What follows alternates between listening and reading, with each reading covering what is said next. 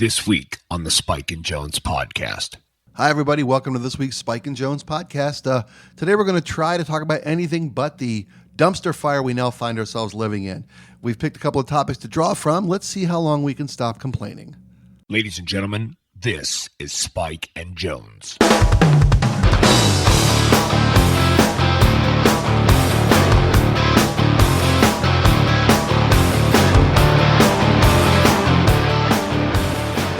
The microphone is really, really cold. I'm sorry about that. Couldn't have put it under your crotch? I was actually going to do that when you're in the bathroom. I know you were. And then I thought, like, yeah. Where are you storing this? Yeah, so before I drink this time bomb that you bought me. You don't have to slam it all, by the way. You can but you drink half. You slam it in front of me. I slam one about 2/3 of that when I do my short. So what is this called? It's called it's a Starbucks Nitrous. product. First off, Yeah. It's a Starbucks product. So you real Americans out there can start boycotting us now, because Howard Schultz said he would give jobs to people new to this country. Oh God! Stop. If you thought it was fun the way they pronounced your name before, wait till the Somalians get here. I think you're racist. I am not a racist. I'm a leftist elitist pinko snob. Stereotypist. Stereotypist. Stereopatist. That's very, very good. I would love that if that were a real word. I am a sarcasmist. It says it on my business card. With emphasis on chasm. I wanted to actually, even though we're not maybe officially started here, this will probably end up. The boat is leaving the dock. Good. No, this is good. Jump. We should do something right now to start this correctly based on today. And that's, put your little hand in mine. Ain't no, what is it, mountain we can climb. Yeah, put your little hand in mine. Ain't no hill or mountain we can climb. Bum, bum, Babe. bum, bum. We got screwed, babe. Bum, bum, bum, bum, We got screwed, babe. bum, bum, bum. We got screwed, babe. Okay, now that we've Happy alienated everyone that dislikes Cher. Groundhog. That was Sonny. Well, I know, but I was just doing a silent Cher. Oh, I was doing Cher if she fell into... I'll just cut this. a rally. No, I was going to say, I was doing Cher if she hit it. fell into one of those snow holes that he hit Snow the tree. wells, yeah. The snow well, yeah. We did when he passed away. It was terrible. We did, babe. I can't ski, babe. Hit that tree, babe. Oh, God. Did you really? Yeah, we did. Oh, I didn't hear can't that. ski, babe. Yeah, but he had no life, babe, after that. I mean, that killed him, right? I mean, he didn't just... He died. He died, going 40 miles an hour into an immovable object will do that to one. Shit to you. It will. It really will. Happy Groundhog Day. Thank you, sir. That is a delectable black chasm of juiciness. Yep. Get prepared to leave the planet. So It's Starbucks Nitro. They use nitrous or nitrogen to infuse it like they do a Guinness to propel it. Right. And it cools it. But what I find for the Nitro, and this isn't a Starbucks commercial because they aren't paying us any damn money, it makes it smoother. It's buffered. yeah, Through I agree. it's less of an acidic thing. It's harsher, less harsh. Mm-hmm. It's softer on your stomach. Well, we all know Starbucks is known for their harshness. They are.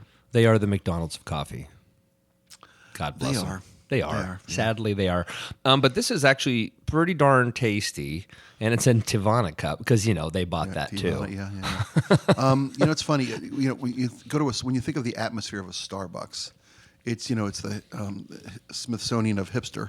Right. But when you think of you go to a Starbucks and you have people on their laptops and they're having little business meetings and they're interviewing people for their startup companies, and you go to McDonald's and they're some seniors are there and they're enjoying a nice little sense of community.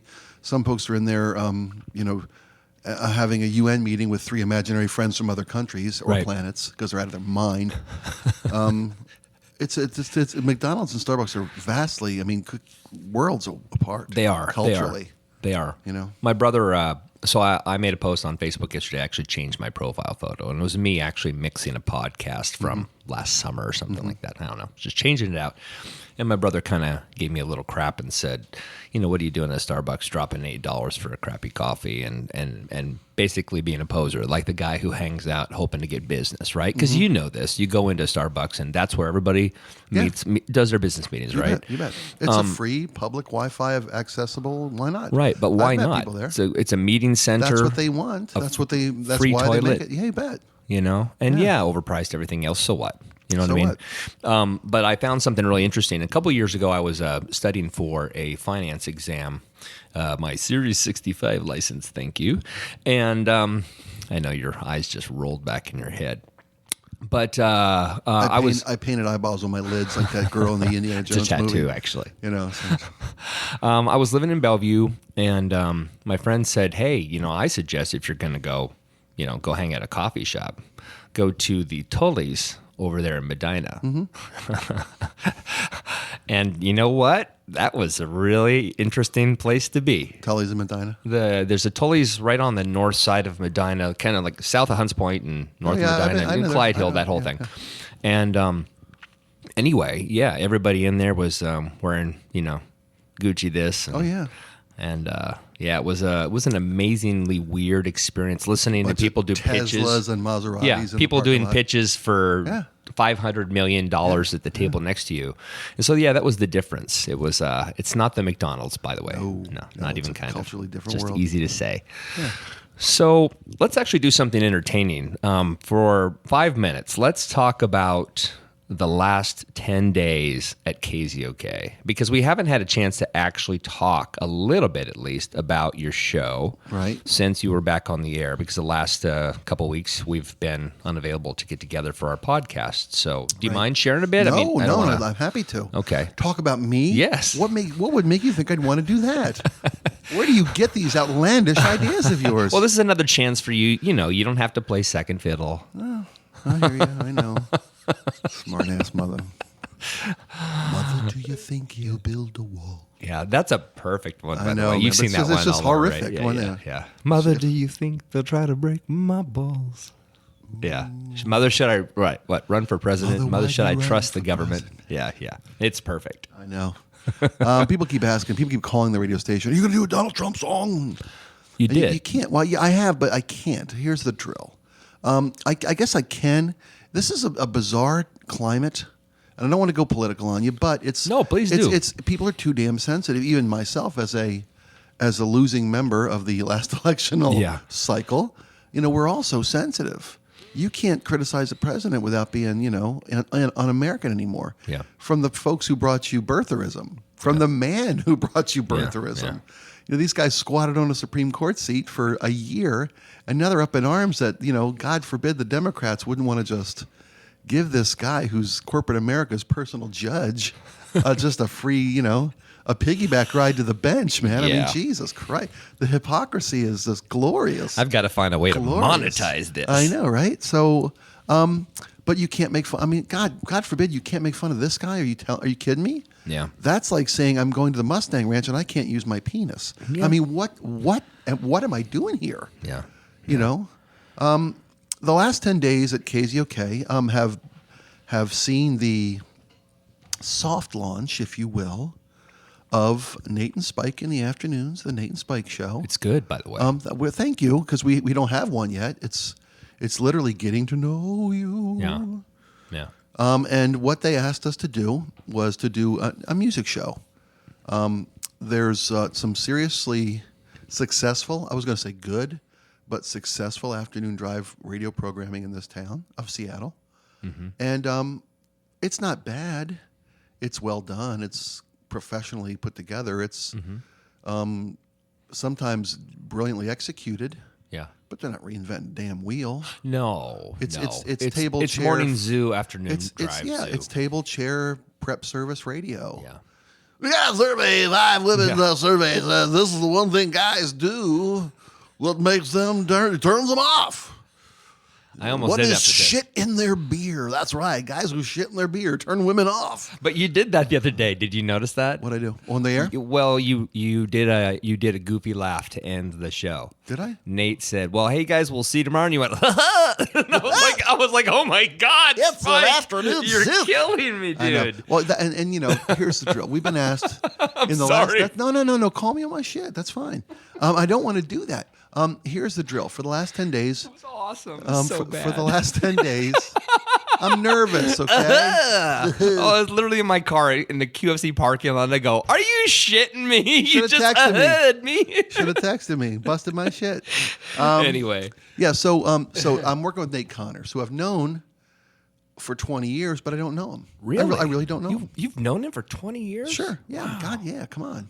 Wow. I mean, we were all. Nate was. Nate came with the carpet around here when they built the place. Nate was here. Wow. God love him. He's worked with everybody that's ever worked here at one time or another. He's as solid as a rock. He's this great kid, smart as the day is long. But I don't know him, and he's never done anything like a team show or a show in general. Right. He's a straight jock. Yeah. And that's cool. That's great. He's good at it. He's very good at it. He's a Howard Hessman sort of guy. No, like a Johnny Fever. No, Yeah, Johnny yeah. Fever had flair and style. Nate's a I don't say a Les Nessman because most people do. That's what I meant. Les Nessman. Most people do Yeah. their reference all of radio by WKRP in Cincinnati, Yeah. and I did it too. Nah, man, Nate is great with people. Nate knows the game. Nate is technical and mechanical as the day is long, but he's never done anything like this before. And Nate wasn't given, not a choice. He wasn't even given any input. He was notified that this was going to happen, and he's never done anything like this before. And that's a tough thing to have hoisted upon somebody. Yeah.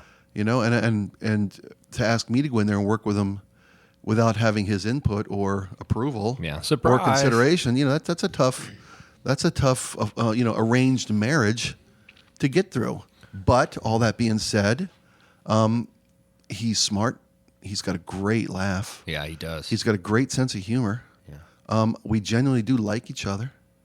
When we talked about doing it for the day and a half before we started doing it, in a couple of 8-minute meetings, he was nervous and apprehensive and didn't want to drum up the ghosts of radio shows past, Yeah. if you will. And I had to fight for the right to say, hey, listen, we did some things and I do some things that nobody else can do. And to, throw those clubs out of the bag because I used to play for a different team makes no sense. Yeah, Ichiro still hits singles wherever he goes. No, exactly.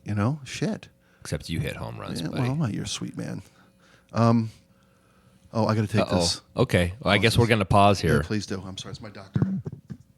The Spike and Jones podcast is graciously sponsored by Justin Richards, founder and principal at Team Richards Realty Group in Bellevue, Washington. When the average agent you meet on the street sells fewer than 4 homes a year, experience matters.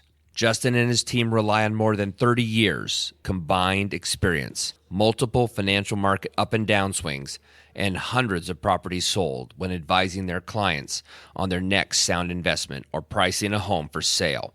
Their goal is always very simple: achieve the best home price results in a time frame that suits your needs, all with the least amount of stress to you as a buyer or seller. For more information, visit teamrichardsrealty.com. That's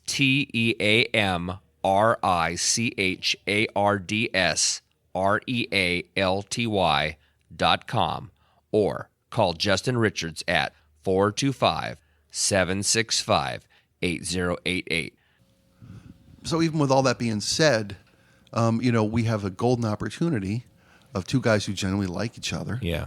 And the bonus of low expectations from our boss.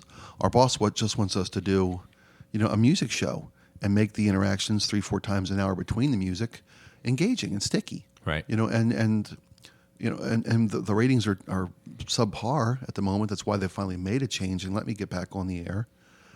So anything we do positive is going to be immediately reflected. Right. If we have any success at all, we're going to be hailed as heroes. When we have success, I've been through this 1,000 times. As we have success, we earn more opportunity to talk a little bit more, to stretch our legs a little bit more. Right. And Nate and I get to know each other better, and we'll start having a better chemistry. And that's why I call it a soft launch. We're going to start doing more promos and letting people know and doing appearances down the road and stuff like that. And the opportunity to build something that's going to have some legs under it. And it's fun. And to me, it's, being able to do what I love doing. And I'm still doing the stuff that I was the necessities of what I was doing in sales. I'm still doing that a little bit. Yeah. And I'm getting to do what I like doing, and It's fun. nice. It's nice. The best part is for me, and this is a selfish point of view for me, to sit in the building all week for a year and watch other people play on the field while I sat on the bench. Sitting in your chair. And watch pitches go by that I could have hit. Yeah. That's tough. So now I get to actually be in the game, and people look at me in the regard that I feel like I've earned, and that's very egotistical and selfish of me. But when you're an artist, and me calling myself an artist is a leap of assumption. Yeah.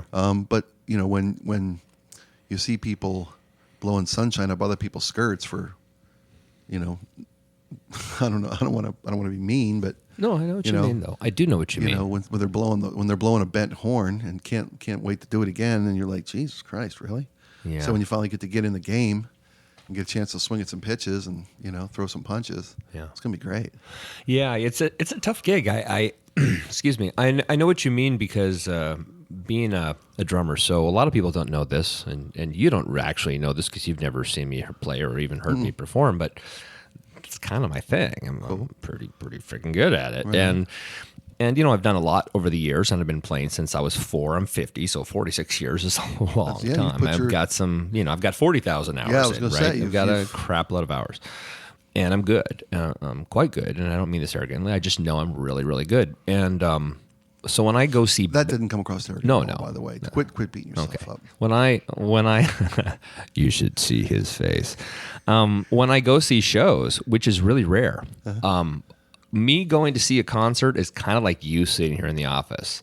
I go to a show and go, well, I could do that. I mean, that's exactly what happens to me. I go and I watch these bands and I go, one, I want to be on stage because I love being on stage. I love it. And yeah, I'm envious. Or maybe even jealous. Let's ramp it up a step. Well, now imagine if they hired you to be a roadie. Exactly. Not just in the crowd. Right. They hired you to be a roadie. They're reminding and you. You get to sit on the side of the stage and then haul that asshole's gear out every night while he just misses beats and throws clams around the stage. And then when they fire the guy, they bring somebody else some in. Other clam in. Who's a roadie. Right. Exactly. Okay, That's what I've been through. You had it worse. You had it worse. Wait a minute, and hold on. Got it worse. I'm a white man in America. I ain't got it worse. In Seattle. I ain't got it worse. In Seattle. Yeah. I could.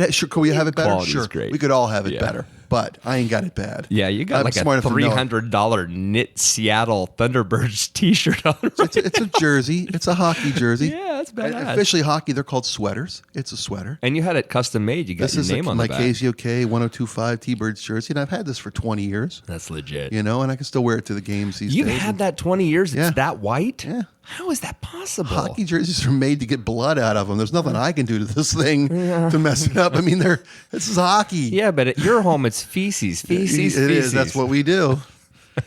Feces Friday. So if you don't like it, eat somewhere else. So you're telling me that as weird as it is that you guys basically had a day and a half to get to know each other, sort of on a more cellular level.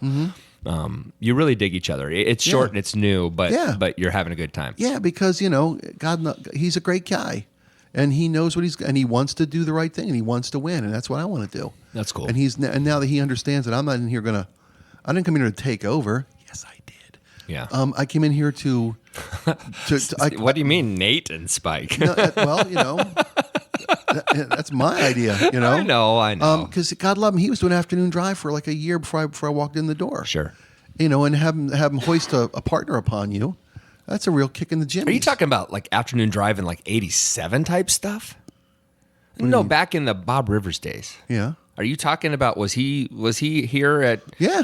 Holy crap! Not 30 years ago, but yeah. Okay, but 20. So yeah, mid 90s. He's worked with Robin and Maynard. I had he's no worked idea. With Slate. He worked with Robin and Maynard. Yeah, he was. And there's Nate in the newsroom doing traffic, whatever. Oh, that's him. Yeah, I didn't know that. Nate Connor's been here forever, man. No, I didn't. I didn't put it together. And I didn't know he was married. Didn't know he had a kid. That's the thing. We get to learn each other. Yeah.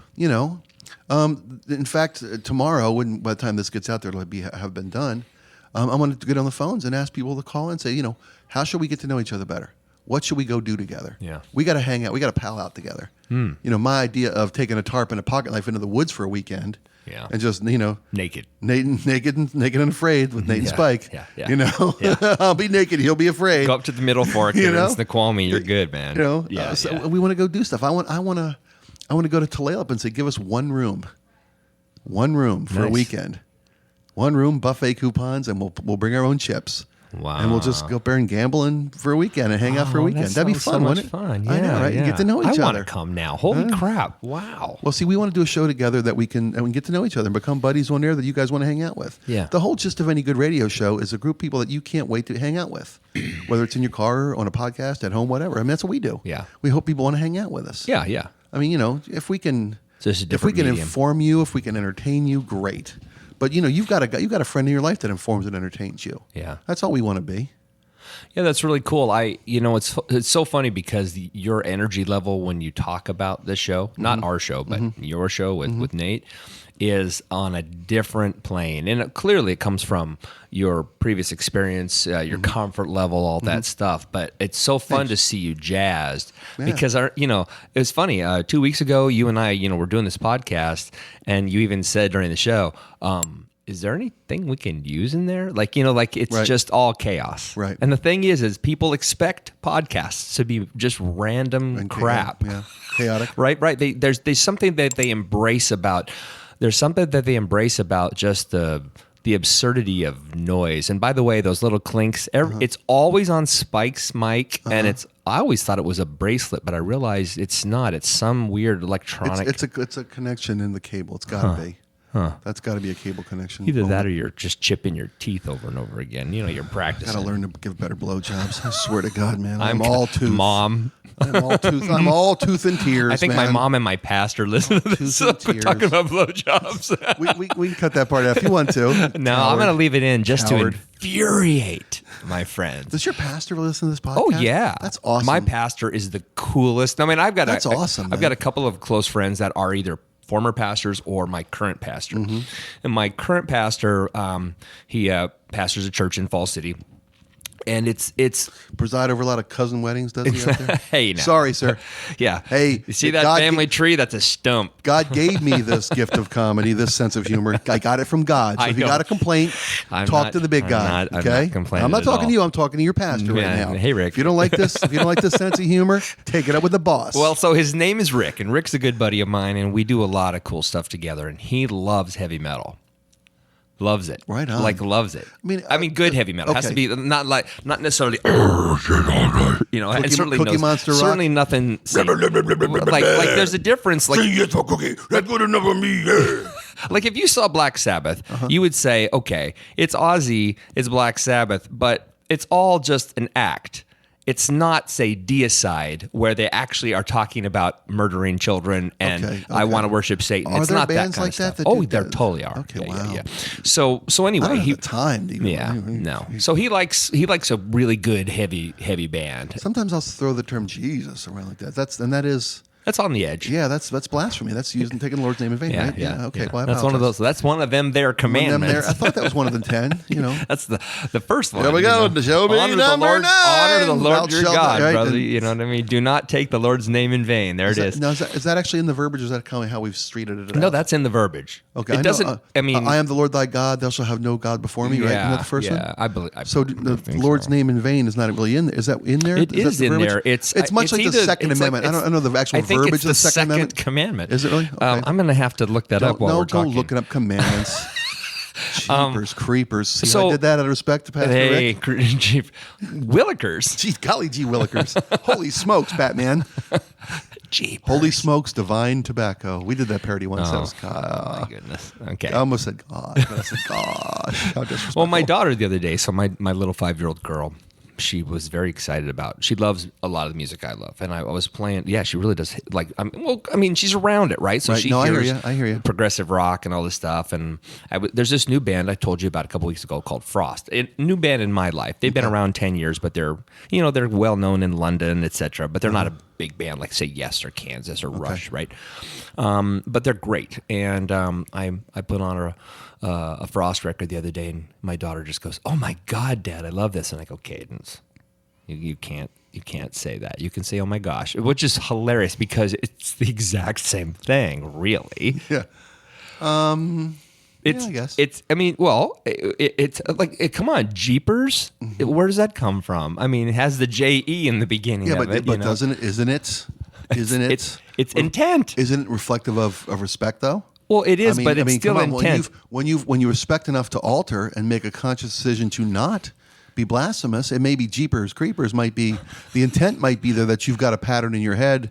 You'll go down this road, but you know it's a road that's disrespectful. Okay, so what about Jeebus? You know, Jeebus? people go like, "Oh, Jeebus Krispies." That's okay. I mean, well, all it is basically saying I'm giving that authority a little bit of respect, but I'm going to push it all the way to the edge as far as possible because it's that's what we do. yeah.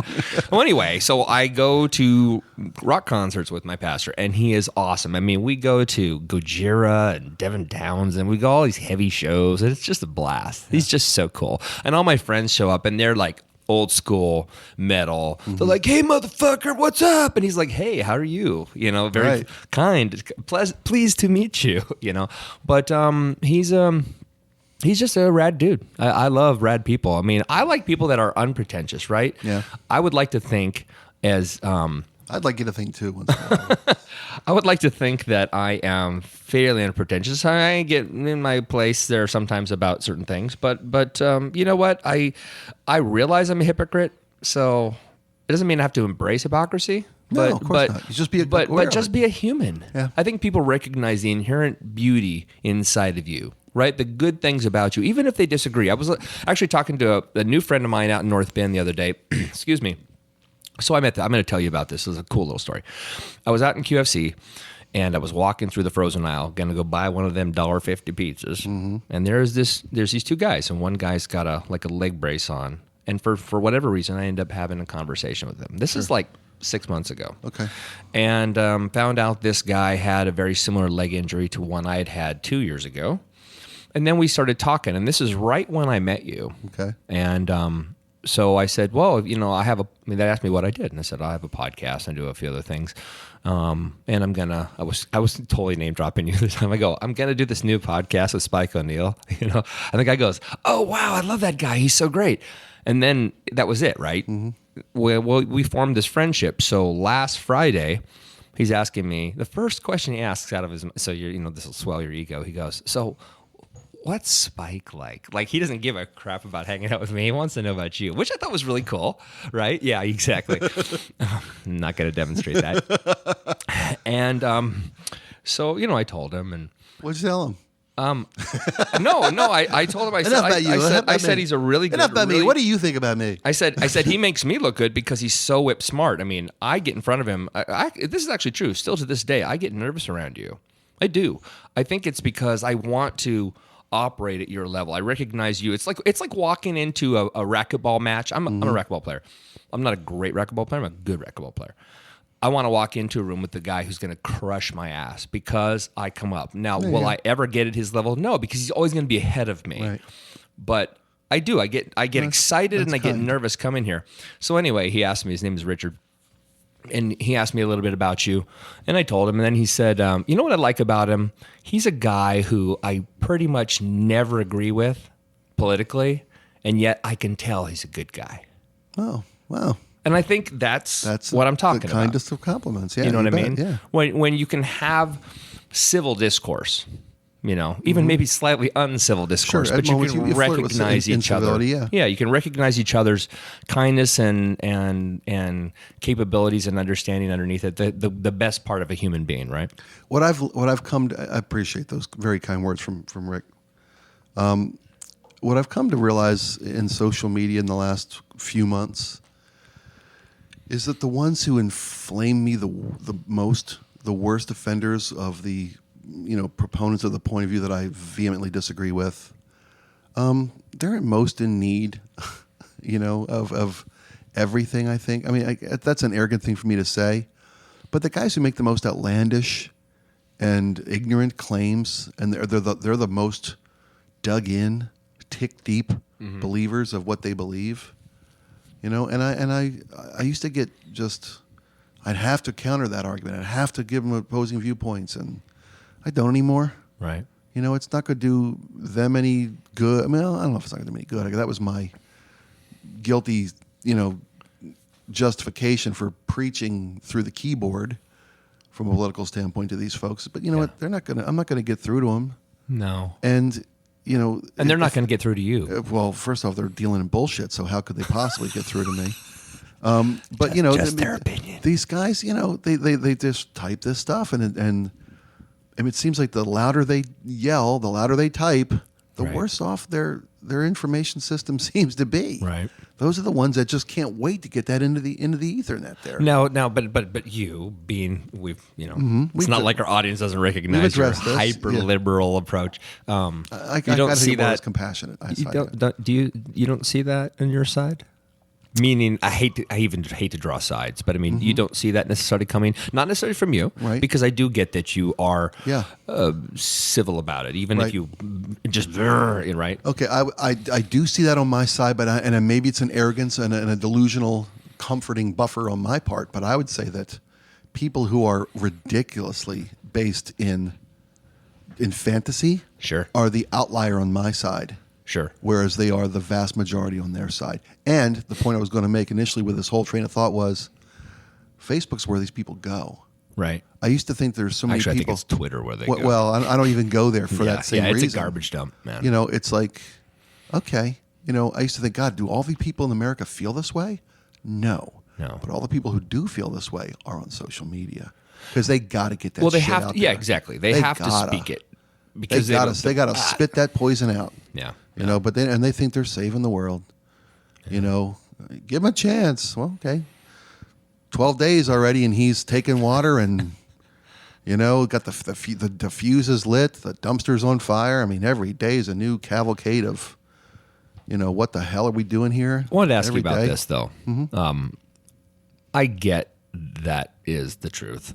And I get that's how, even if it weren't the truth, how it feels. But we both agree it's the truth. It's the dumpster's on fire right now. He's grossly unqualified. And unstable. But think about this. And it doesn't mean it's ever going to happen. Mm-hmm.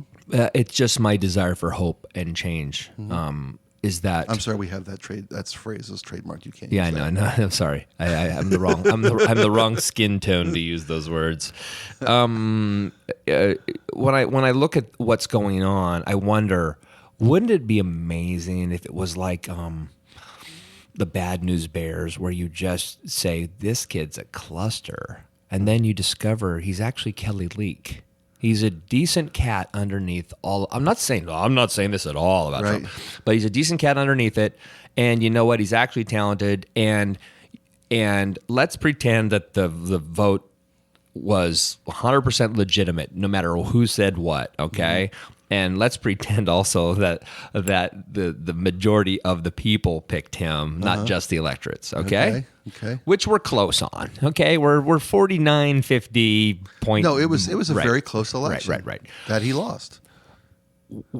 What if the people that elected him actually elected him because they wanted him to take a flamethrower to this place? Sure. Right? Yeah. And he's quite literally doing that. Well, he is. What if it works? I don't see. I hear you. I hear you, and I too want the best for my country. I don't see how it could. Well, but we hate career politicians. We all complain about it. Even people on our side. No. I do. I don't. I believe in. I want 2 terms. That's it. You get 8 years total in anything, or you're gone. I see the wisdom in that. How does Patty Murray serve us? I see Patty Murray serves a constituency that she. I get it. She serves a constituency that agrees with her, who happens to be the giant population. As is your job, by the way. High five. These folks who profess a point of view is completely different from mine. They're representing their constituents, and that's their gig. Mm-hmm. I get it. Mm-hmm. But it seems to me that when you take a national poll of people, right, and 70% of them want something, and yet the party in control right now is going to super serve the 20-some% that want the other thing, because that's who got them elected.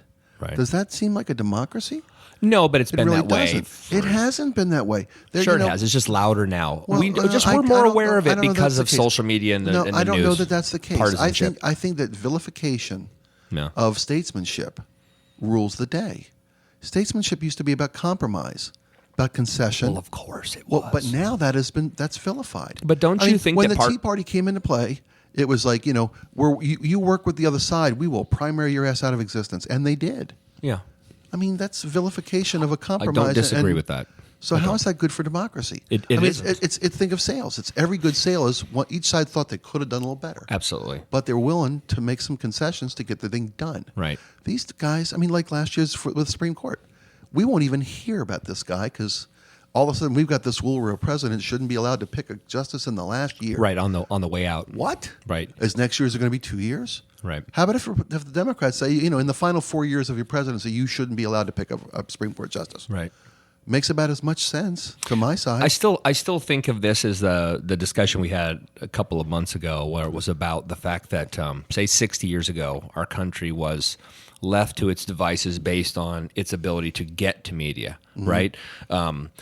Informed based on radio waves, informed based on availability for television, right? People in the Midwest and the northern parts of our country weren't necessarily uneducated, but they were uninformed as to what was going on. And truth be told, they didn't really care. They just wanted to know that their crops were going to grow, right? And these are sort of God-focused things. They weren't necessarily, right? Right. The thing is with knowledge comes power, but with power comes, right, that weighting starts to happen, and what clearly the best parts about our world now is the availability of information, but it's also the thing that harms us. To me, I just think, I know I'm going off on a really weird tangent, but you know how I feel about our country. I mean, I've said this as long as I can remember, and I'm paraphrasing myself, and that is, the greatest thing about our country is our freedom, and the worst thing about our country is our freedom. To me, because we all complain that we want our freedoms, but we don't necessarily want you to have yours. Yeah. And that's what everybody does. And everybody does it based on that argument that I said before. We could have 10 Bible-believing Southern Baptist 30-year-old men with 2 children, a wife, and an Audi in the garage.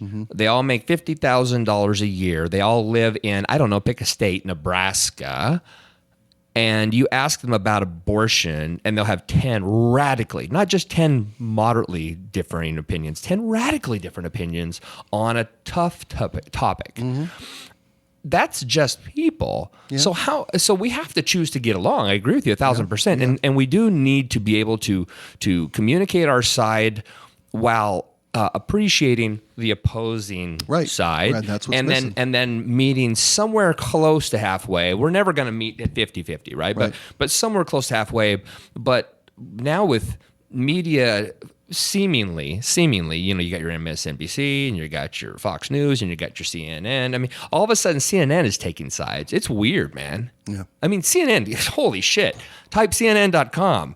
It should basically say fuck Donald Trump on every headline. They are so clearly against him. Yeah, the way they play back what he says. Yeah. The way they put his actual video online. And, I know. God, how slanted is that to put the words that come out of his mouth? No, I know. On a newscast. But you know what I'm saying. No, I know. I hear you. I agree with you 1,000%. The beauty of this guy. That's what our friendship is about. The beauty of this guy is you don't have to make shit up. He does. Right. I know. I know. But I guess I do not disagree with any. I'm just trying to put the points out there that. How do we start learning how to skip rope together again? Because I mean, really, what does it take? Does it take murder? No, I mean, I'm talking about assassination.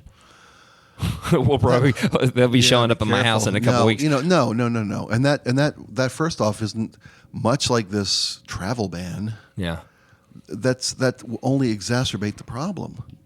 If somebody took out Trump today, would the right be galvanized beyond all repair? Of course. Yeah, so I mean, I guess that's kind of my point. No, and I get your point. How much farther does it go when the shit hits the fan? Because it will hit an apogee. We will get there. Well, the zenith, man. I agree. Well, it's come to a point of ridiculousess. We're there. Yeah. 13 days in, and we're there. We were there before. He was brought in, dude. I know. I mean, 5 million people voted illegally. Really? Really? Here's the mental illness factor.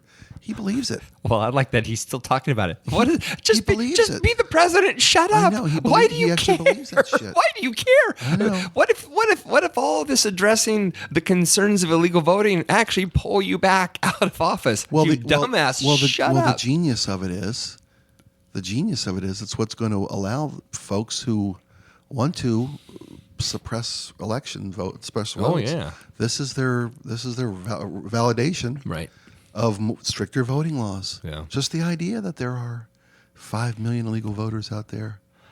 You know, the guy who gave him that information, the guy who did the study that said there were all these people voted illegally. That guy's registered in 3 different states. Yeah. Doesn't mean he voted 3 times. I'm sure he didn't. I'm confident that he didn't. And there we are. So I had to stop again because this time it was my turn to go wee wee. Well, I want to mix it up and shake the 8 ball and get off politics. I really do. God love you, man. I appreciate you letting me vent like this. But I came in today. We had picked a topic, the Deep Six, and I was so looking forward to it. Yeah. But given the climate, no pun intended, that we're all in. Very good. You know, I mean, everything turns to chaos and politics and State of the Union. And that's what they want. I mean, I swear to God, that's what these idiots want, man. It's a chaos bomb. It's a distraction. Yeah. Look at my shiny little hand over here. Don't watch while I... No, it is. Have we talked about who he owes money to in the last month? Nope. I mean, it's ridiculous. So we were going to talk about the weather. Yes. And you may think that's a real stupid thing to talk about. But as we were looking for something to Deep Six this week, I think it was you. So let's talk about the weather. Yeah. And I'm like, my God, that's genius. Thank you. Because all of a sudden all these weather songs started popping into my head. Nice. It's even couldn't stand the weather. Stevie Ray Vaughan, man. I mean, how's the weather? Whether or not we're together with the rascals. Come on. It's everywhere. Yeah. Yeah. And there's no part of your life, no part of your memory bank, no part of your childhood, no part of your plans where the weather doesn't take control. Well, name a time when you walk into, I don't know, a coffee shop or a local restaurant or a bar, right? And you step up and you order a Heineken, right? And you sit down at the bar, and the guy next to you said, "No, Heineken." Was it? No, Budweiser, King of Beers. The guy next to you goes, "Oh man, it's cold outside, right?" I mean, it's the first thing we talk about when we don't know somebody. Yeah. Why? Why the weather, right? It's something we all share. Yeah. It is universal. It's something we have that in common. We live in the world. We do, man. So, do you have an exciting weather story, like involved in a hurricane, tornado, life or death situation? Something you can share with us? No. I swear to God, man. Let's go back to politics. Not at all. No. No. I've never been in a weather catastrophe. I mean, I can tell you fun stories of my youth when it would snow and we get 3 days off school, and I can tell you about a time I lived in a part of Baltimore City that was pretty suburban, even though we were within the city limits of Baltimore City. We're not in the county, but we all lived in decent sized houses, 3-4 bedroom houses with sizable little yards, and we lived near a big city park that had great hills. And when it snowed, we'd get into Herring Run Park, and we would all just sled, man. This the was perfect name, was Herring Run. Herring Run, yeah. It was one of the greatest sledding hills in all of Baltimore. People would come from all over town to hit Herring Run. Wow. And there was one year it snowed so much. I mean, we got just a blizzard. Wow. A blizzard. Maybe 77 or 8. And we were in that park so much, and we burned every piece of firewood we could find in those woods. We eventually burned every picnic table in the park. Really? I swear to God, man. We had bonfires going at night, and somebody's older brother would bring some beer, and we'd have a little fifth of schnapps or whatever. We're teenagers. And you're in like Baltimore. 10. No, I was like 13, 14, 15, 16. Beer. Somewhere. Kid stuff. But we would, 3 guys would haul the picnic table from across the park and throw it on top of the bonfire, and an hour and a half later, here comes another one. And come the sunrise, there's this blackened, we burned 8 witches or something, and there's not a bench in the park. Ain't a table in the park to be. And that next year they buried him in the ground. Oh, really? Yeah, with a concrete. Yeah. The following year they put new park benches and tables, picnic tables in, and they were all cemented into the ground. Did you come armed with a chainsaw to cut them out? No. But I tell you what we did do one time. we used to go through some sleds, man. We would break some sleds. Are you talking about the ones with the rails? I can't remember what they call them. Red radio flyers. Radio flyers. Yeah, right. Yeah, we'd go through those. You go through a little bit of everything. But one year, we were heading to the park, and my friend Billy took the hood off of an old 71, 65 pickup truck, like a big toboggan. Big, yeah. And we had a sled. We had a toy. Oh my gosh! Yeah, and you this get thing, really hurt. Doing that stuff. we were flying down the hill on this turned upside down truck hood, and this kind of hill was the kind Chevy of Chase in. totally. It was totally with that spray. This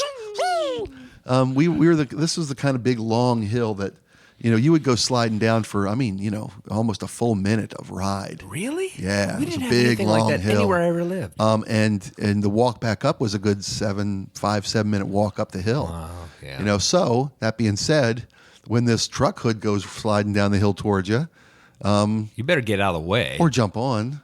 Oh, And I can remember one specific time going down this hill, and there's 4, 5, 6 of us going down on the sled hood, and people start jumping on, as we go down, and I get people landing on me, and I'm actually now I'm on my back with people laying across the top of me. wow. And the thing, turns as we're going down the hill. Oh. So I'm going down with my head in front of it. Backwards. On my back, and I can't move. My arms are pinned down, and I'm thinking, I'm going to paralyzed. I'm going to die. Yeah. We're going to hit a tree, and I'm going to die, But that's winter. That's fun. That's weather, man. I love that. I love that. And this is bring back great memories of the same kind of thing. We never lived where there was, really, really long runs, like living at the top of a ski slope or something like that. We didn't have that. But during my formative years, I was in Eastern Washington, so Wenatchee, Tonasket, Yakima. And you know where Tonasket is, right? North, almost in Canada, almost in Canada. But the whole side of town is on a hill. It's like it's like all the the houses are on the hill, and then you got the drive through town. It's in the valley, right?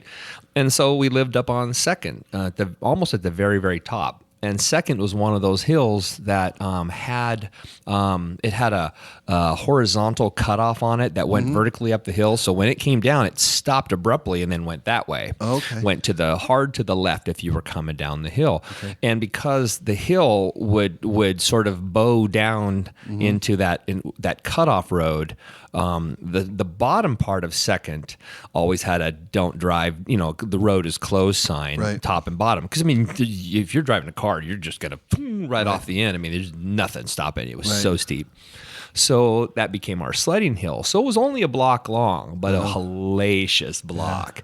Yeah. And at the bottom of that, where the road met, we would create a little snow jump, and then down below, it would land on 2nd Avenue again, where the road kind of reformed. Anyway, it's hard to explain on the radio here.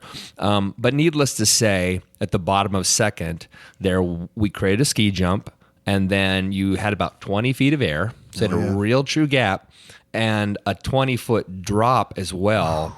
So if you were sitting on a sled like I usually sat on the sled. I didn't lay on the sled. You'd catch air. If you could actually stay on the sled, you'd break your tailbone. Yeah. Yeah. And so I was afraid to jump, and I saw a few kids doing it on toboggans, and they bloodied and the whole thing. Yeah.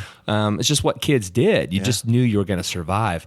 But the only sort of scary experience we always had a kid standing at that cutoff road at the bottom to make sure that they weren't being hit by a car that was either losing control coming down the hill or just driving down the hill.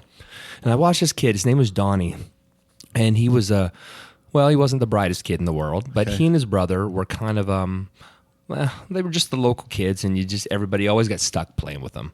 And so we're at the bottom of the hill. I'm watching, and they come flying down the hill, and then for some reason they kind of lost they started swaying down the hill. They weren't going straight, and it distracted me from the car coming up the hill.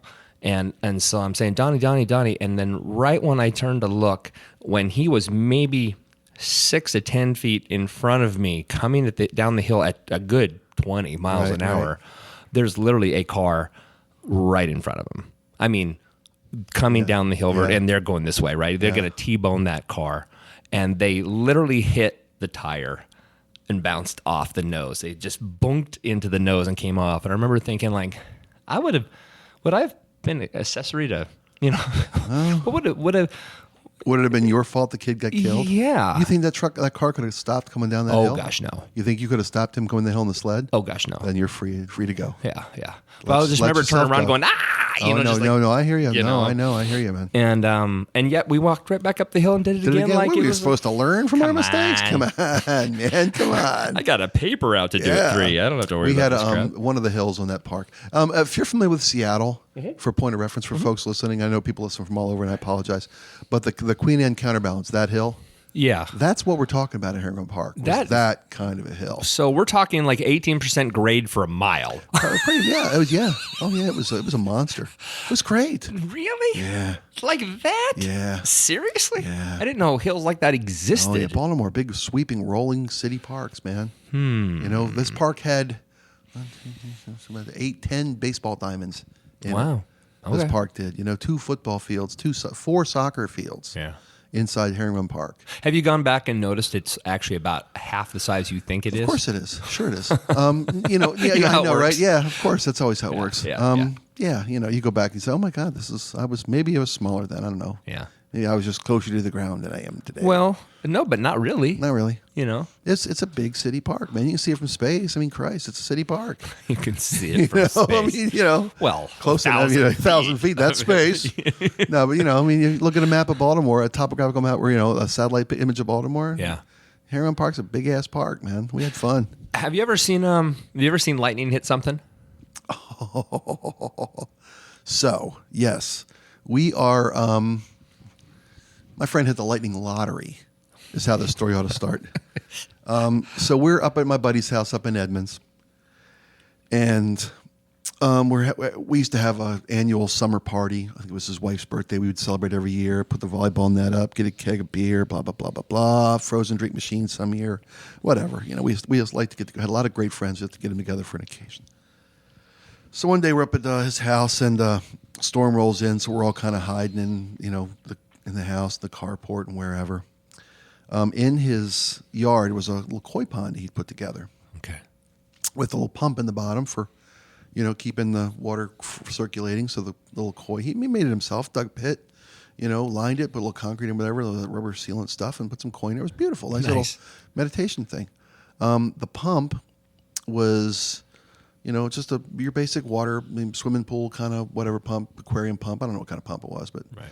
It was powered by an extension cord that ran from the pump, down along the yard. Yeah, sure. Up the side of the house and into the outlet inside the garage door, that looked out on the backyard where the pump was, maybe 25 feet away. Right.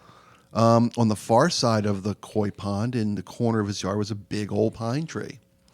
And we're at his house this one summer afternoon, and we're watching the rain fall and, drinking some beers and having fun and yada, yada. And lightning strikes the pine tree and literally splits the top in half. And we watch this lightning zip down the tree and into the koi pond below where the pump was. And we watch the extension cord literally explode as it came from the pond. Like a really fast fuse. Yes. and explode the socket standing right next to him. Oh my gosh. And knock him 10 feet through the air. Wow. And give him little shrapnel burns along his arm and little singe marks in his shirt. He had like the little, like a little lightning but just burn down his body. Just on his, those little speckles of hot plastic hit him when this thing literally and popped right next to him and sent him flying through the air. Wow. So I've seen lightning strike something close. I guess. And I say he hit the lightning lottery because he had great homeowners insurance, and he got a new TV, new computer, new stereo, Yeah. I mean, he just week later, his house, man, you should see the flat screen and the new stereo and the new computer with whiz bang video games. That's supposed to cover acts of God, though. That's interesting. It was lightning strike fried his equipment, and he had the best insurance money could buy. So there you go. Interesting. I used to talk about watching lightning strike. When I was growing up in Maryland, I would spend my summers at the beach, Ocean City, Maryland. about a 2.5 hour drive from Baltimore City. Pretty similar to driving from Seattle to the Pacific Ocean. Pretty similar run. Except our beach was lovely and warm and sandy. Yes. And it was a tourist town, summer town. Boardwalk, carnival rides, T-shirt shops, arcades, pizza joints. East Coast. Froyo, baby. Yeah. Not Froyo. Froyo this was 40 years ago, so I'm talking soft serve ice cream. Yeah. Funnel cakes. Well, yeah, before they had ice milk. Right.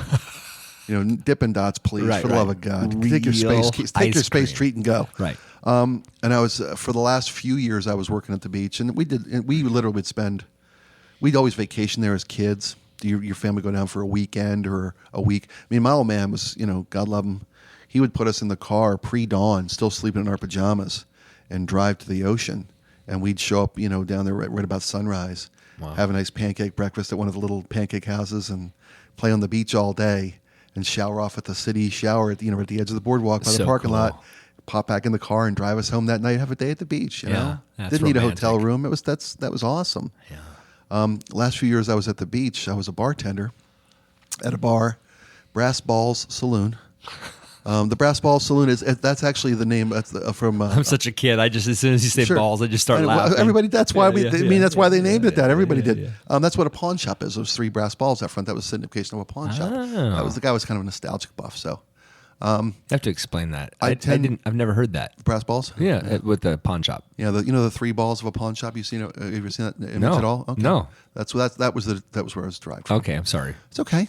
Another thing to look up. So I was a bartender last 3 years at the boards at the beach, and I would some nights I'd be a service bartender, which means that there's like 2 bartenders working the bar, and then a service bartender takes care of all the waitresses and all the tables.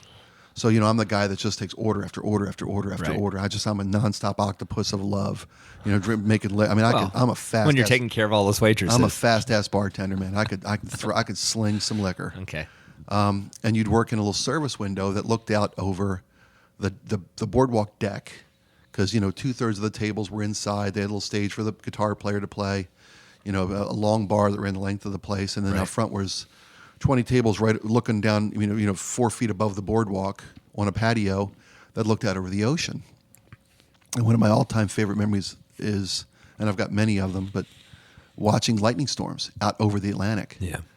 As out over we're talking, 100 miles out. Yeah. And you see this, sheet lightning rip across the sky and strike the ocean, 5, 8, 9, 10 times. Yeah.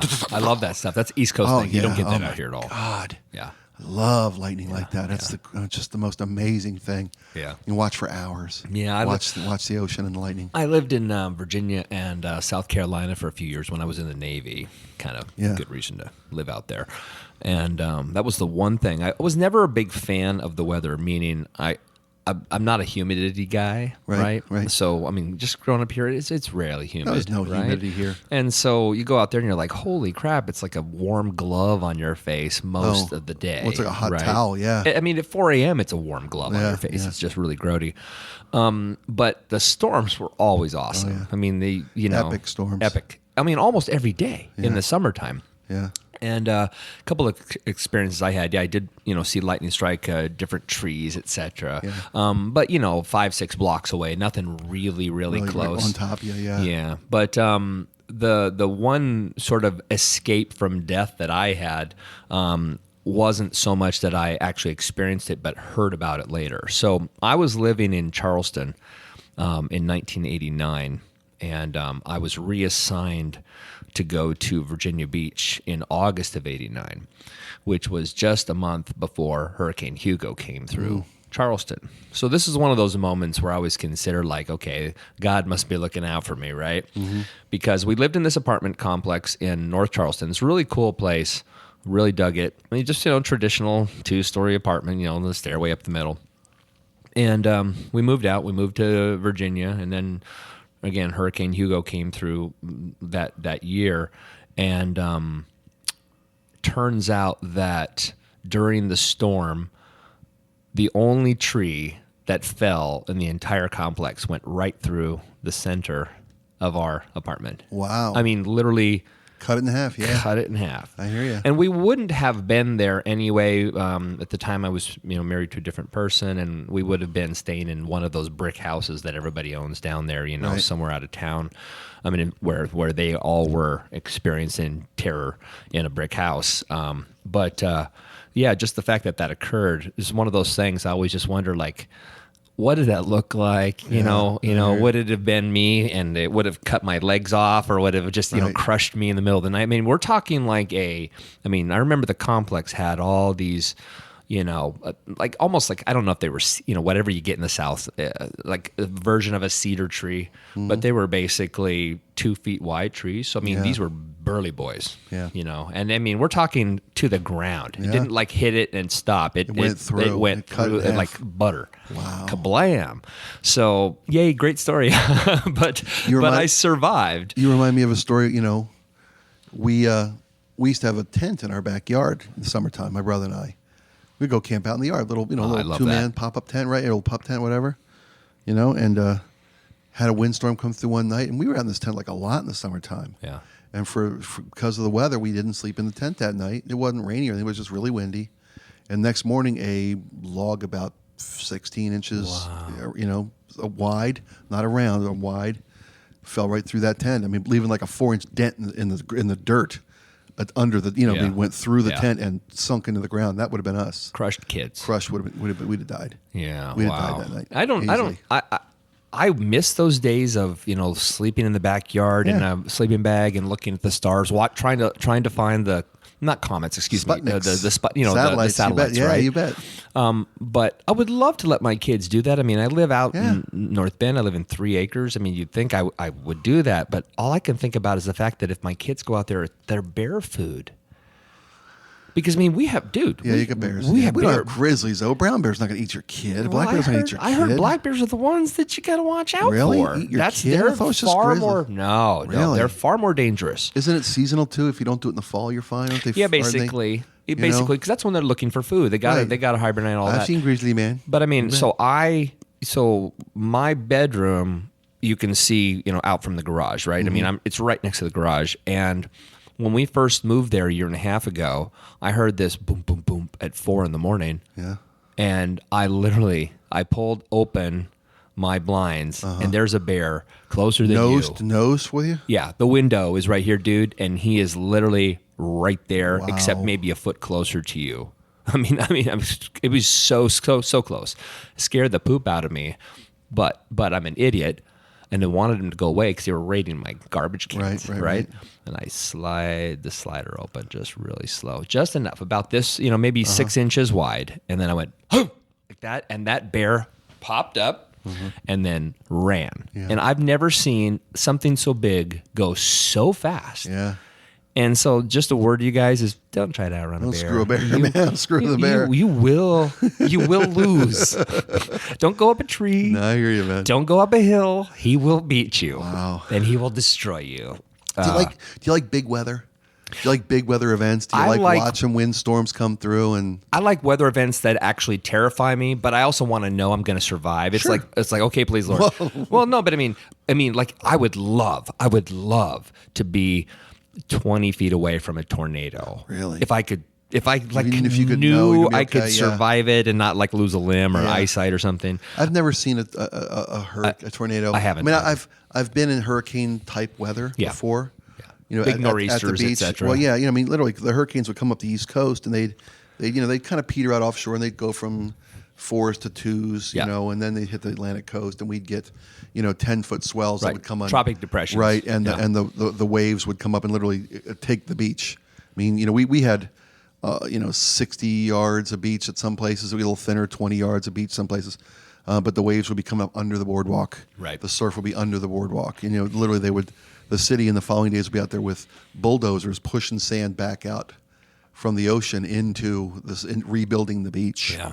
They had like pumper barges that would go down and suck the sand off the bottom and kick it back onto the beach so they could rebuild their tourist beaches. Wow. You know, you watch storms come through, and you watch guys out there surfing in it when the storms would come in. Yeah, that's these crazy. mongooses, these mental giants, myself included from time to time. You know, because when storms come in, that's when you'd actually get some real nice waves. Yeah, and logs. I boogie boarded. You know, we didn't have logs. That's true. That's a West Coast thing. Yeah, that's a West Coast thing. You know, when the flood happened with Noah. Right. That guy? You know that guy. So I know we have some potential distractions here. So do you have a little bit more time? Yeah, a little bit. So actually, this reminds me of what I've been doing lately, and my wife is giving me great grief over. So anybody who really knows me knows I'm kind of fascinated by. I have a morbid sense of curiosity, and with emphasis on the morbid. Okay. It goes back to my sensibility for movies, etc. I kind of reside. Maybe I dip my toes in the dark side a bit. I would say. Okay, and so I really, especially now with the advent of YouTube, there's so much media available for things like disasters, right? Bad weather, landslides, you name it. Tsunami. Tsunami films are dude, amazing. I'm just crazy about. So this is watch it. buildings go down. So I'm just crazy about the tsunami stuff. I mean, like, I actually kind of revel in it. I don't revel, obviously, in the human misery of it, but just the sheer power and grandeur of what those waves, how big they really, truly are. Yeah. And so there's probably when the tsunami happened in Japan in 2011, obviously there's a lot of media on it. Over the years, I've seen the majority of it. But for whatever reason, lately, I have decided to dig deeper. And I know that's bizarre, but I'm trying to find, on YouTube you get the same sort of 10 famous videos that they pop up constantly, but there's this cool little feature. If you watch it on like a PlayStation or your TV, you can hit this down button and it gives you videos that are like it. Okay. Right. Well, I'm finding there are all these amateur videos that are shot, like on cell phones that were things that were never really too popular, if you will. They were never featured in news shows or whatnot. And they're so fascinating. And you can see, so there's this one, and I wouldn't be able to tell you what it's called because it was all written in Japanese. But there's this one video where this guy is standing on a dock filming the tsunami coming in. And so you're seeing it from his POV. And the wave is out there, like on the horizon. And a minute later, he can't outrun it. It's a mind-blowing thing because you can see it coming, and I'm thinking, okay, you got to back up, dude. You got to back up. And then when he realizes, holy crap, it's so late. Yeah. And for just a second, if you watch it, not even on slow motion, just kind of hit it rewind constantly, that wave doesn't creep up on him, not even kind of. We're talking the wave is going like 80 miles an hour. It's just like wham! I mean, I'm not gonna lie. I was like, "Wow, that's badass!" Like getting it back again. You know what I mean? I'm assuming he survived because you got the pictures. You got the pictures, right? But there's so much of that, so I've been kind of caught up in that lately. Yeah. And so my wife comes into the bedroom last night because I'm in bed watching these things. Like, whoa, this is badass. Weather snuff films. Yeah, I know. And she goes, "What are you watching now?" And I go, "Honey, it's not." It's not tsunamis. And she's like, "Oh, that's good." And I go, "It's landslides." So now I'm doing landslides and I'm doing like flash floods. Yeah. And then last night, the inevitable thing occurred. Yeah. I got to the one that said warning. Yeah. Right. And then all of a sudden it was like, bodies. Oh, no. So then I was like, so I watched it for like 12 seconds. Yeah. Because I was like, right. Yeah. And then I, thank God, the smart part of me said, "Rob, dude, turn it off. Yeah, you don't need this," Damn, dude. But so I don't revel in human misery by any means. But there are so many incredible videos when like so I'll end with this. I'll stop talking about at least this part. There's a helicopter. There's a famous video in Japan during the tsunamis. There was a police helicopter that was filming it for like an hour and a half, and they're just flying over all these port cities. Some pre-tsunami, some post-tsunami. And every once in a while, they would zoom in, to ground level, if you will. They're up 2 miles or whatever. and you would see the wave coming in, and then they would zoom in to where you could see a house, and you realize, oh my God, that's like 10 houses high. I mean, no wonder nothing made it. Yeah. It's not like a wave at ocean shores. Yeah. You know, you're not surfing that, buddy. Yeah. You know, and you're not swimming with the wave either. Nope. You know. What was that movie they made? Ewan McGregor and Naomi Watts. It was about the Thailand tsunami. Remember that? I haven't seen that. Oh yeah. What? Yeah. Oh yeah. Ewan McGregor? Ewan That's McGregor. my wife's fantasy. Ewan McGregor and Naomi Watts, who's She's my fantasy. No, I she's know, right? my fantasy. You can have her. What day is it? You can have her tomorrow. She's got the tooth gap. Yeah. Anywho, You guys can they were at a resort, and he was with the kids, and she was by the pool, and they got separated, and then she's like at a hospital, in critical condition inland. There's no power, no nothing. No, I mean, people are just, and they're looking for their lost kids, and the kids are all being gathered. The kids are all being taken somewhere else. And this, I mean, it's a pretty amazing film. But she's like, walking through the bodies in the wasteland for miles, still trying to get to anything, and she identify finds anybody. a kid stuck in a kid abandoned, stuck in a tree, and she takes him along, and they all go together.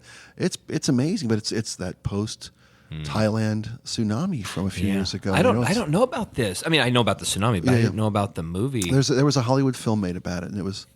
I don't know if it was based on a true story or what. I mean, because I think it was. It was based on the survival of one family who got disconnected and then found each other and got out, and all of them survived individually. So. It's definitely. But tsunamis aren't weather, though, right? Tsunamis are tidal or earthquake. They are. I mean, they're not weather. No, they're not weather, correct. right? So I'm sorry. No. That's okay. That's okay. It's okay because we got there by talking about they are natural weather. disasters. Yeah. I can't. They call them wave trains. Did you know this? I did not know that. I did not know that until after the tsunami, and I looked it up. I was like, a wave train. Is it like wave after wave after wave after wave after wave? Or? It's more about the idea of wave locomotion, like the idea that there's so much weight behind it, where nothing you can't stop it. You can't stop it, and the weight keeps pushing. Right. Because you watch some of those videos. Those waves come for 9-10 minutes. Yeah. Before they settle and then go back out, of course. Right. So you're caught in riptides constantly. Yeah. And I was thinking about this. In fact, when I was watching that video last night, there's this one. The waves, the water's starting to come up, and you see down below. You see this lady get in her car because she wants to drive out and get out. And she saw another car go by, kind of driving through maybe 6 inches of water, and then she's going to do it, and she starts to pull up, and then the water just shoots up like 3-4 feet. So she knows there's no way. Right. And then you watch in this video for a good 10 minutes of her trying to figure out, should I go or should I mean, she's so terrified. Yeah.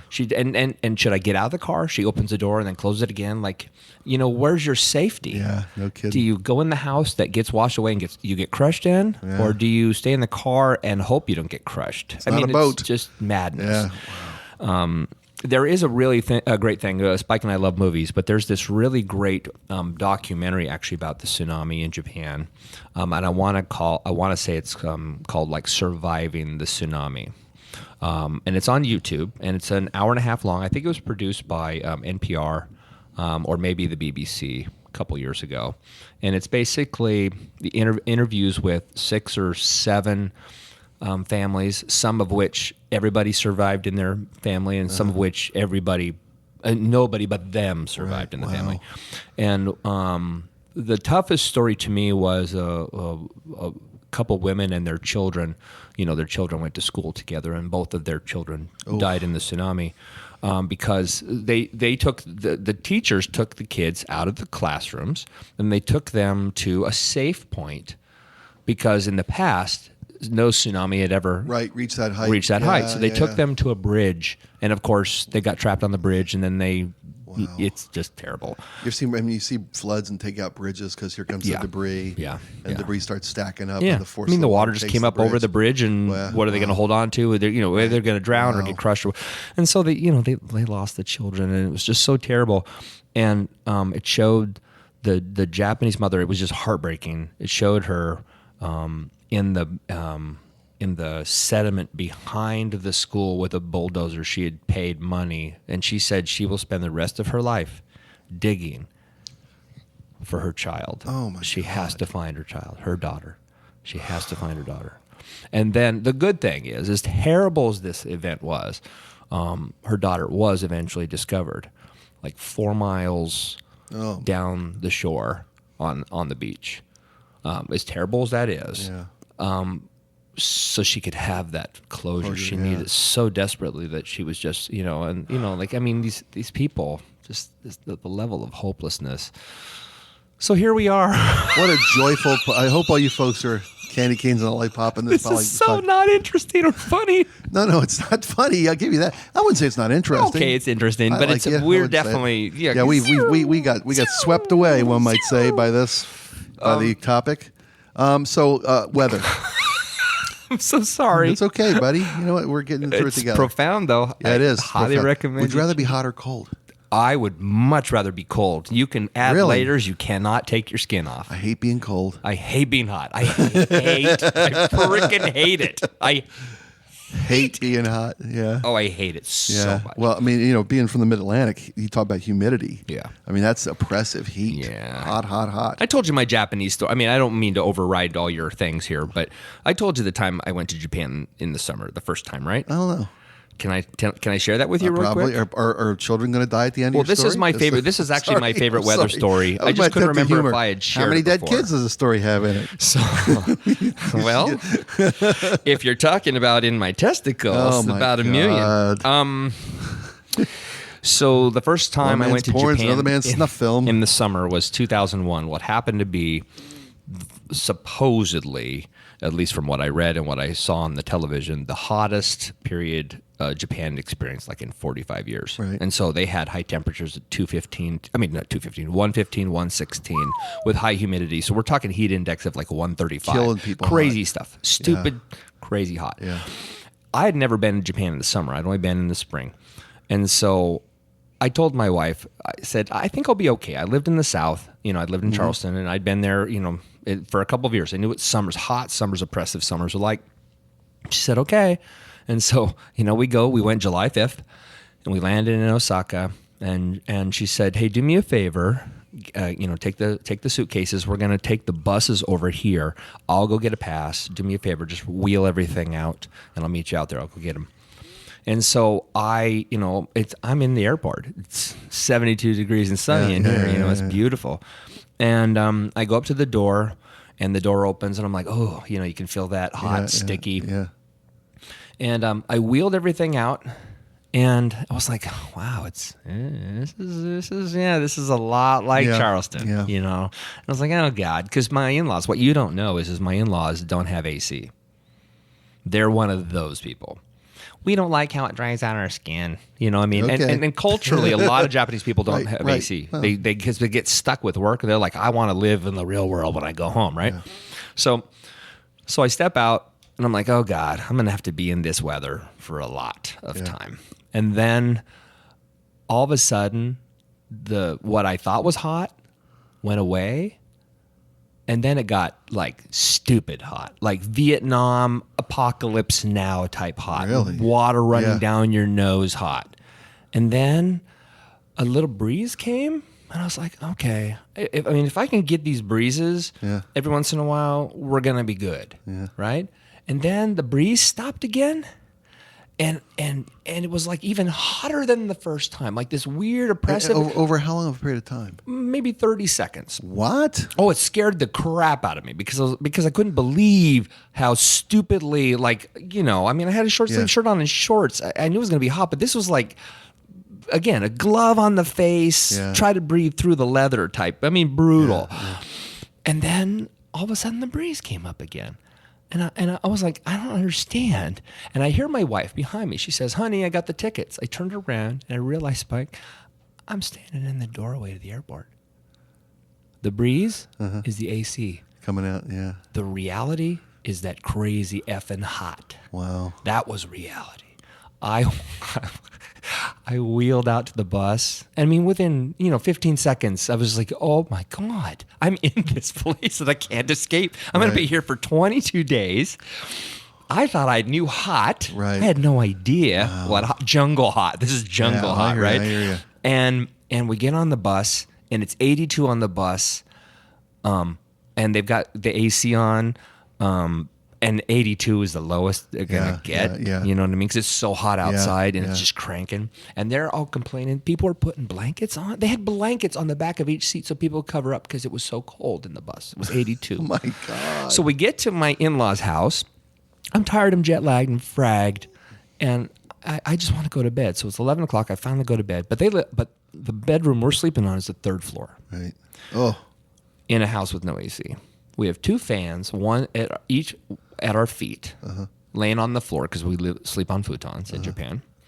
I have the slider window next to me open and the little breeze coming through where it's only 90 now outside right. at 11 o'clock at night. And I hear cicadas, all this. I don't know what it is yet because I didn't know it was cicadas. I thought it was like a sprinkler, right? So it's going on. I'm just miserably hot. And the only thing I got is this slight breeze blowing in. And then at 4 a.m., I finally fell asleep. At 4 a.m., I feel this little tap, tap, tap, right, on my feet, and it's raining. And then all of a sudden, the curtains go, and they blow, because all of a sudden, right? So it turns out we showed up, I didn't know this, we're coming up at the end of the rainy season. So it's raining outside a lot, like 4 inches a night type rain, which means you got to close the window. Yeah. So I had to close the window and then sleep in a 95-degree room it was just a nightmare. I know my wife is going to laugh when she hears this because she'll remember it because it's true, but I lost 27 pounds in 22 days. I didn't change my diet. I didn't Sweat it out. I just sweat it out. 27 pounds in 22 days. Yeah. I was quite svelte when I came back. Nice. So if you want to lose weight, go to Japan. In the summertime. In the summertime. And go to the races. I've been back twice in the summertime, and I regret it every time. But we'll pay to stay in hotels now. Screw that crap. I'm not gonna put my kids through it. No way in hell. So do you got a final cool weather or leather story for us? No, I don't. I don't have a good leather story. You know, I would rather be hot than cold because I just hate being cold. I get bone cold. I hate it, man. And I know you can always bundle up, but I love outdoor winter. I do. But I can't wait to get back inside. I don't mind the hot of the summer because you can always take stuff off. Yeah. I guess the best memories of my life were involved in summers. Yeah. So that's why I think I prefer hot to cold. That's awesome. But that's why I live here in Seattle because it ain't never too hot. It ain't never That's too true. cold. I go down there as well. We're wussified. Oh no, totally. I go down to Mesa, see my in-laws, or I go to New Orleans in the summertime, and it's like, oh my Lord, Yeah. how do you people get by? Yeah. I can't do it. Yeah. I've been to Chicago in the wintertime, and there's just no way I couldn't spend a winter in Chicago. No. I couldn't walk from my God love my daughter in New York. I don't know how she takes the subway in New York in the wintertime and then trucks blocks through the snow to her apartment as the wind whips down this canyons of New York City. I don't know how she does it. Yeah. When she calls me and says, can I have my Christmas present early? The knee-high Sorel boots I'm going to buy for Christmas. You bet you can. Yeah.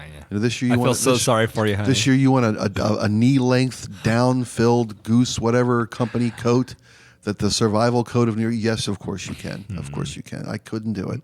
I could not do it. Yeah, I actually had to change a tire last night at my house. And the trailer on the house. Yeah, exactly. House tipped to one side. No, but I'm out there. I got home a little earlier last night. It's still at light. And my long story short is when my father passed away, my mom gave my wife and I one of their cars. And, it's a third car, so it sits there. Well, I ended up driving over a nail, I guess, maybe a month ago. Okay. And so it's sitting there with a flat tire. I'm like, I need to take this stupid thing in. So I finally jack up the car. Well, for whatever reason, I couldn't remember, because I'm a dumbass, I could not remember how the jack, the crank on it worked. It was different than a normal jack. Yeah. And I was always doing it like the hard way, just doing it the hard way, and then uncranking the nuts by hand after I popped them loose finally. Right. And it was just cold enough. You guys are going to laugh. I think it was like 39. Okay. But it was just cold enough, and I was underdressed. And so it was just miserable. Yeah. And it took forever. And then when I finally got all the bolts off and finally got everything ready to go, I couldn't get the tire off because the wheel had frozen And I couldn't figure it out. And I was afraid of tipping the car over because it's up on the jack. Right. I just couldn't figure it out. I'm kicking it, and you know what I mean? And everything's gone. There's not like one nut still tight. Couldn't figure it out. And then finally, it's got to be ice. And sure enough, I pour water on it and then kick it, and it popped off. No trouble. Yeah. But I spent like 45 minutes. Wow. It takes me like 5 minutes to change a tire. Right. But for whatever reason, it took me almost an hour to do this. and it's 39. 39. It's not like it's terrible, but it's 39. That's unpleasantly cold. But I just went inside, and I was just like such a wuss. And my wife's making food, and I'm like, it's so cold. It's 39. It's not 14. It's not -6. But Right. there was, I had a brisk breeze. Yeah. Dirty hands. I hate dirty hands. First world problems, my friend. You and I both. First world problems. I'm a pansy. So any words of wisdom before we let you go to your radio show? Take a deep breath, America.